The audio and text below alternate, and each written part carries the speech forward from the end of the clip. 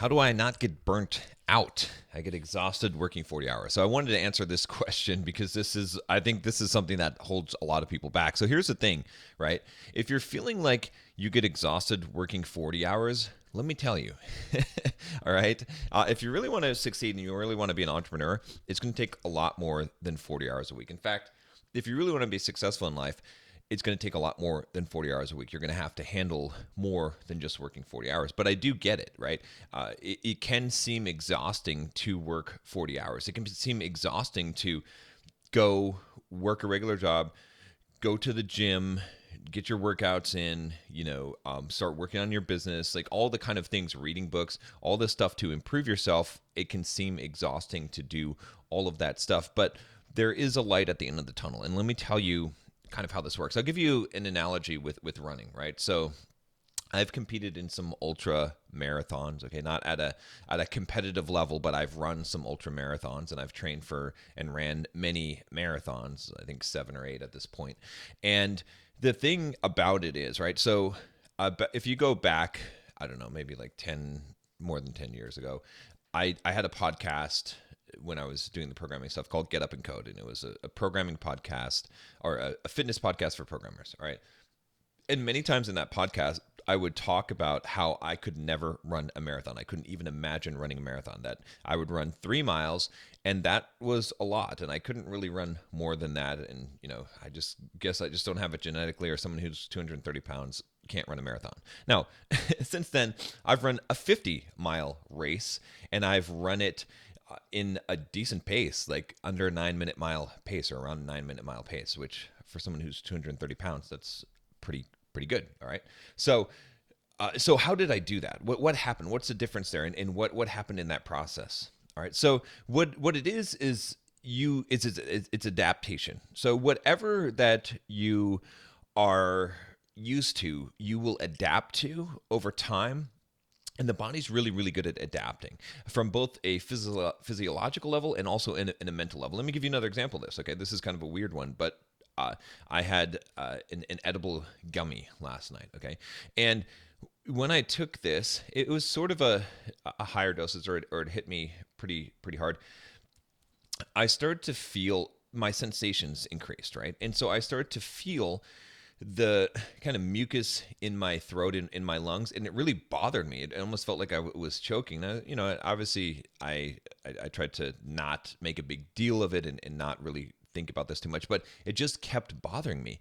And I was like, at first I was like, is it that now I have all this mucus in my throat because I am, because as a reaction to this, or, which is much more likely, is it that I just never, because my ability to feel things, my sensations are enhanced, I can now feel this thing that I couldn't feel before, even though I technically could feel it before. It's just that my body had started to ignore it because it was my usual state. And maybe I'm just weird that I have back drip all the time and I've just gotten used to it. All right. But that's what's happened, is I've gotten used to it.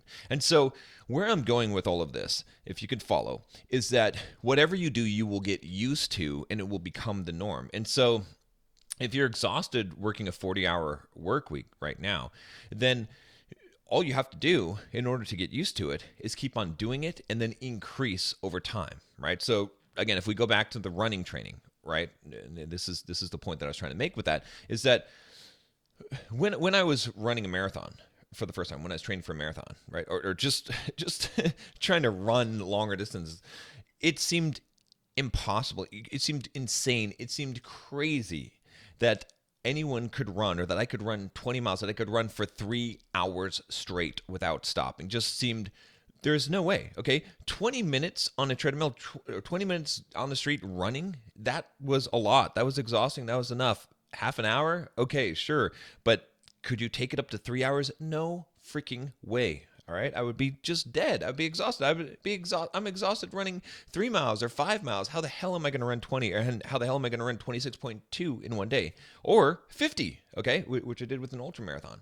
The answer is that you accumulate, or you acclimate to the thing over time. And so if you go right now and if you look up a marathon training program, like a 12-week, or not a 12-week, sorry, a half marathon would be about 12 weeks, but a typical marathon training program is, I believe, 18 weeks. All right, either 16 or 18. It's been a while since I looked one up. But if you go and you look at it, what you will see is you'll see a gradual increase of miles to the point where eventually you run a long run on Sunday that's 20 miles, and that's kind of the max that you hit.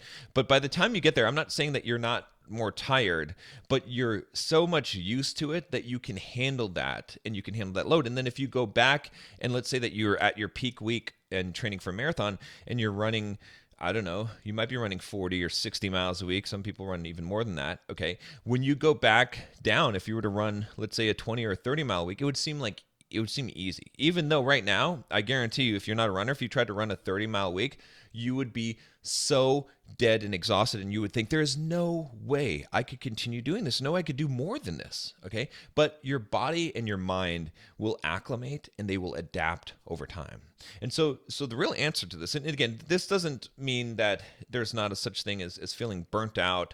That is a thing, but that's kind of a separate issue. What I really want to address here is this idea that you will acclimate to it. So what do you have to do? Well, you have to gradually increase the workload in what you're doing. And so, at one point in my life, I was waking up at like 6 a.m. or 5:30 a.m., getting to work by 6 a.m. every single morning. I was going and running probably a 2 to 3 hour run, maybe 10 to 20 miles a day. I was fasting until 5 o'clock, so eating one meal a day. I was, just hitting it hard, 10, 12 hour work day, 10, 12 hour work days. I'm trying to think what other things I was doing at the same time, reading books. Like, I just had a whole list of stuff of being super productive in accomplishing all these things. And on other days, I would go to the gym and lift for 2 hours straight, doing heavy lifts and lunges and all kinds of stuff like that. And so, and sometimes I would do even 3-day fasts in that period of time, right? The old kind of bulldog mindset days. And was I tired and was I exhausted? Yes, of course I was. But I built that workload up to a point where the average person, if they tried to do my day, they would just collapse. There would be no way they'd be able to do it, but I did it every single day. And how did I do that? It's not because I'm superhuman. It's because I increased the workload and adapted to that and then continued to do that over time. And so that's really, really the answer. And then to address the burnout thing real quick, and by the way, before I do that, if you guys are looking to really improve yourself and to grow, some of the stuff I'm talking about here about how to actually increase this workload and what to do, definitely check out the Bulldog Mindset membership. I've got a link down below. I'm going to be rebooting this in January here, and the price is going to go up. And it's a fantastic community. I'm going to have a lot more cool stuff in there. There's already just tons of videos and content on everything from mindset and fitness to relationships and dating. Is like just about everything that you can think of that's in there. And I've got training programs, all kinds of stuff. I mean, it's just a ridiculously huge value. Okay, so go check it out if you want to improve yourself and you want to support the work that I'm doing, because I'm kind of shifting the way that I'm running this business. So okay, so let's deal with the burnout part of things. All right, so as far as burnout, I mean, we could do a whole different video on that. But what I'll say about this is that if you kind of have to ignore it to a degree, right? I'm not saying that there aren't instances where you got to figure something out, but if it's just a matter of increasing your workload, you really have to, in most cases, push through it and just keep on increasing the workload. And then you're going to find yourself on the other side of the wall where it actually becomes easier. All right.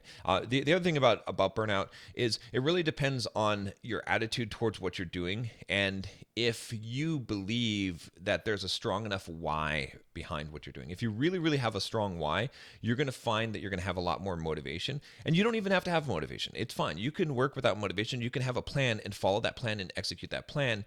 And yeah, sometimes you're going to feel like shit, and that's fine, right? The only time that it really becomes an issue, I think, in my mind, right, where it is, quote, true burnout, which again, it's debatable on that, but maybe it means that you need a change of pace, is when it's an extended period of time, right? So if you go and you just feel like crap for 6 months or a whole year and you're not making the progress, and let me tell you, if you're making progress, you're probably not going to feel burnout. That's if you're making progress, you're going to feel good about yourself, like, and you're going to have motivation and energy. So you have to sort of create these milestones for yourself and have these goals so that you have something that you're shooting towards. Again, same thing with running. All right.